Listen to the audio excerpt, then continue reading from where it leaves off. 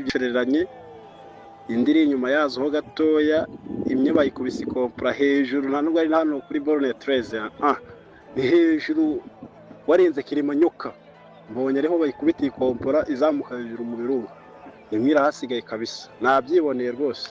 Groupe amakuru meza hari indege ebyiri za eshatu zizamutse mu kirere zigiye kuturasa none imwe batayari basaba imanura hasi ebyiri zisubirayo indi natwe turayisigaranye bwa none numva twasigarira iya mvyo nangukia wanaipigia ikompra yuru ya borne 13 yuru kabisa. Yego amakuru bo hashize iminota 18 urumva ikibuga cya Goma cyose kimaze gufatwa urumva kimaze gufatwa dede hamaze gutwikirwaho indege ebyiri Rumata ari kuvuza impundu yego bro wakomeza hamaze gutwikirwaho indege ebyiri urumva indege ebyiri za FRDC ariko zimaze gutwikwa kano kanya ubunyine kano kanya ariko niko zishaka gukora amajabu yo kuguruka bisanzwe bigize bibangombwa ko n'umutungo w'igihugu nta mpamvu yo kuyakorasa abaturage nyamara muziko zo zarabamaze izo zimaze gutwikwa kano kanya. Icya gatatu nuko uturutse entre Kituku yose imaze gufatwa ku bantu bahazi aho bamaze kurenga ahantu bita kuri Trois-Payotes bahavuye bakomeza imbere iyo bita Kituku yose uturutse kuri EPGR bivuga ngo access kuri za mpunzi zose z'abatutsi zigiye kwicwa muri imisi zose zimaze gutabarwa ubukano kanya tuvugana. Oh dear merci murakoze cyane.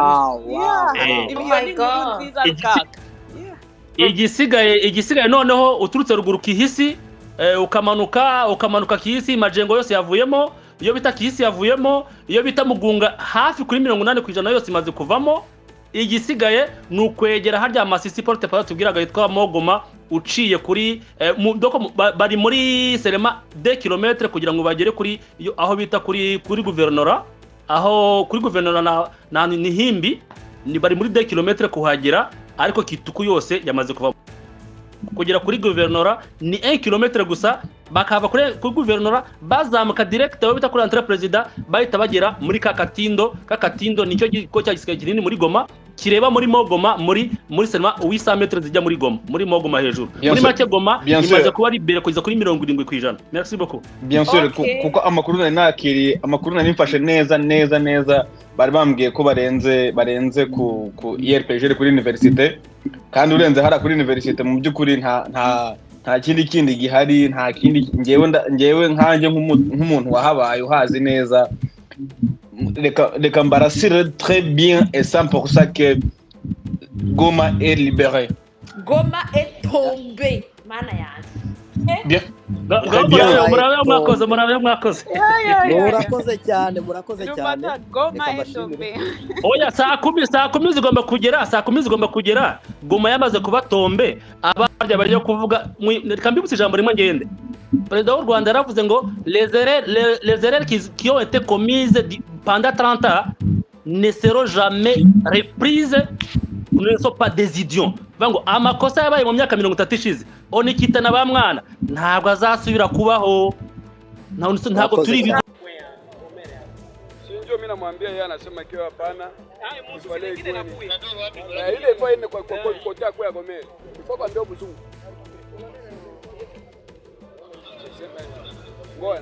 ngoja tukalifie kwanza kazi mon colonel umwambie le blanc Romeo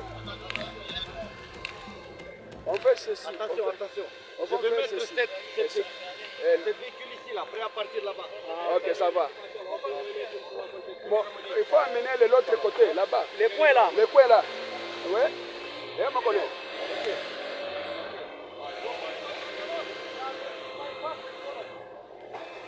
Ici, c'est l'aéroport de Goma.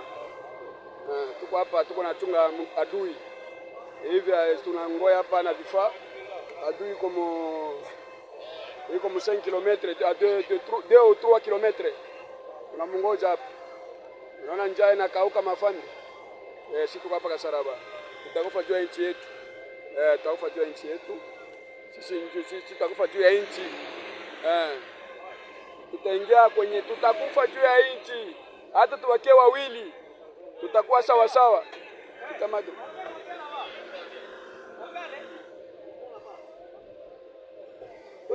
Okay.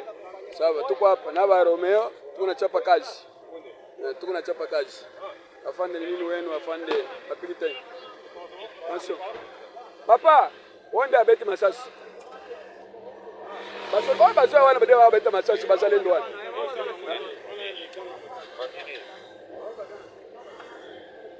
Siko kuna ndenge ni bobo kuna position ça compliqué.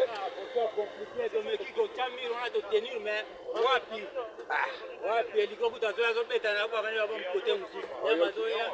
Bakuta zokuva na zoea kaka. Zokuva na zoea kaka. To se la kaka hapa siko to sana nini susu. Ai siko to tikali siko hapa. Position siko poto sila na kaka. Wewe akufa akoti mabele. Ya hapo japo moi je suis parce que hélicoptère zo beta libanda siko to sana nini. Bakena likolo wana position likolo ana na gomero wana.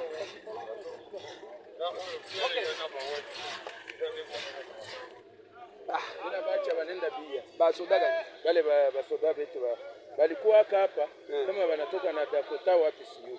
Okay. Ndio mimi naita Colonel Nema anasema bakuya bia.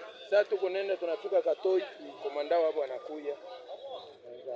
Bata basoda bo nyos bakimi kuna likolo babi mawana bakota na balabala boite bo captain basoda bo nyos bakimi na ngambo kuna bakita bakende kuna tutwa soko bafani fandi bo ndenge bafani bo ndenge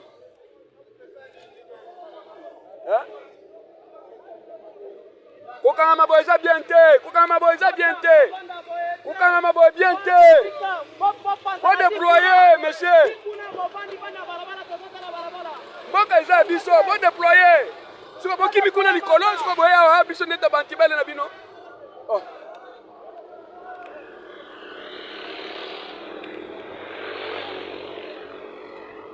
tuko hapa mafande tukasharaba tunachapa kilo juu tunachapa kilo juu bozo ba position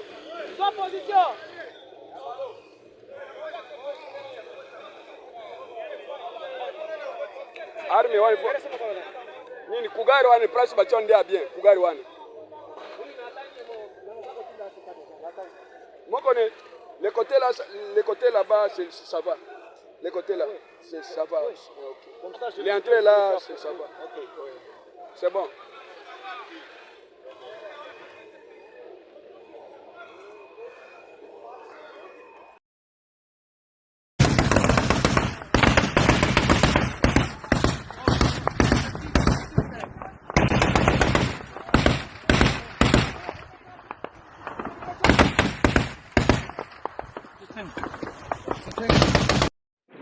Wasikia kasadiki wasikia uko yolo uko pinga wasikia soko wasikia uko pinga wasikie mbuma wana activité ko kimi okula kuna tena activité soko aona ani connaître bien soko aona uko activité shakatika barabara ile kule kuna uko atapita gari wewe ile birere yako ile sawa uko bwingine buva kure cyane reka tujye gato mu murage w'u Rwanda tugiye mu murage w'u Rwanda turaza gusanga ubutwari bw'u Rwanda bwagaragaye cyane ku ruhembe rw'umuheto hari byinshi byakozwe n'abanyarwanda kugira ngo bagure igihugu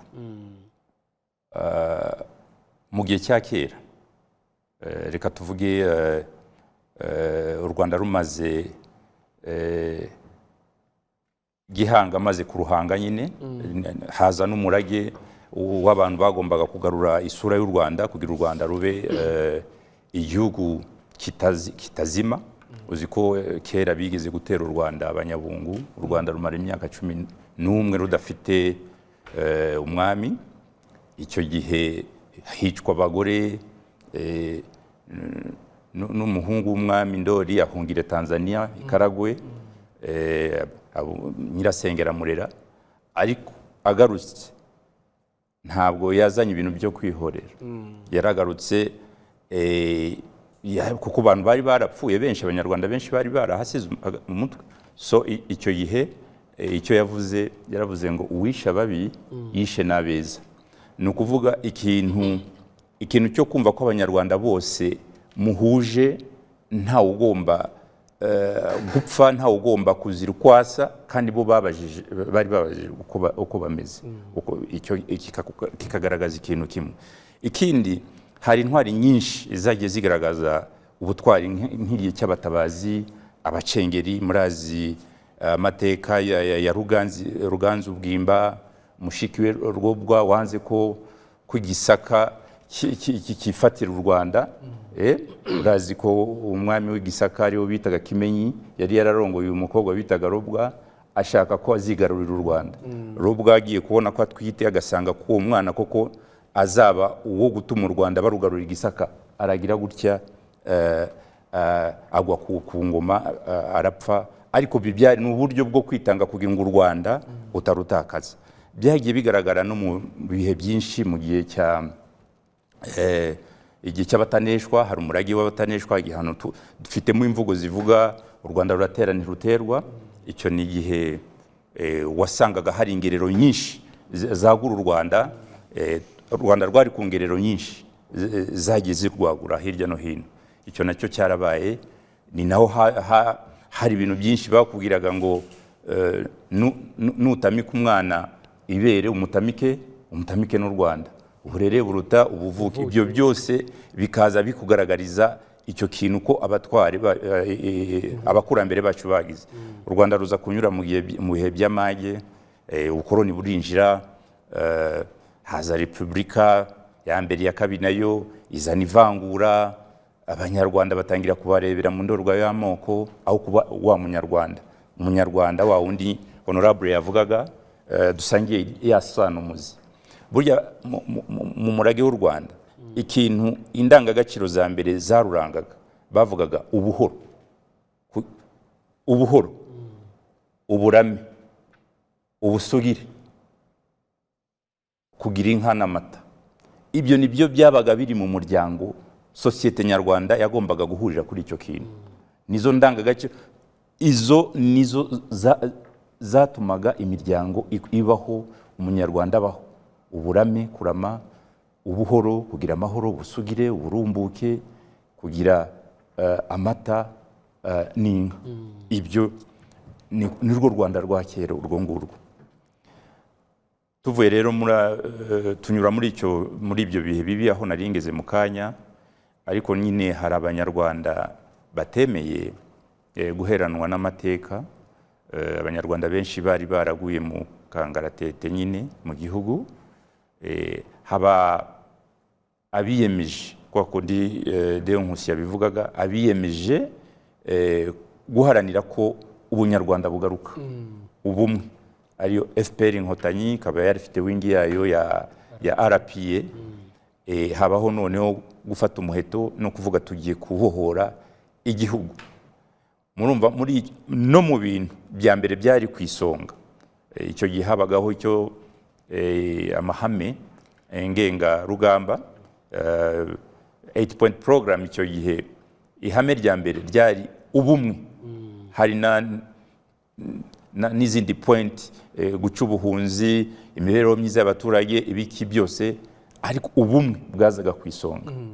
Ibyo turabiharanira, biranga ingabo z'u Rwanda, RPA muri icyo gihe kugeza uyu munsi. Ndetse ndanibuka nyakubahwa Perezida wa Repubulika akaba n'umugaba w'ikirenga w'ingabo z'u Rwanda, avuga ngo jeshi letu hili ndilo litakuwa msingi wa mabadiliko ambayo atakuwepo kwa nchi hii.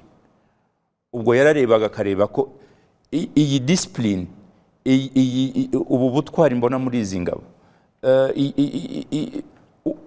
izi mpanuro mba, nuko ibyo byose bizatuma ejo hazaza h'igihugu baba role model, baba bakore neza, bandebereho.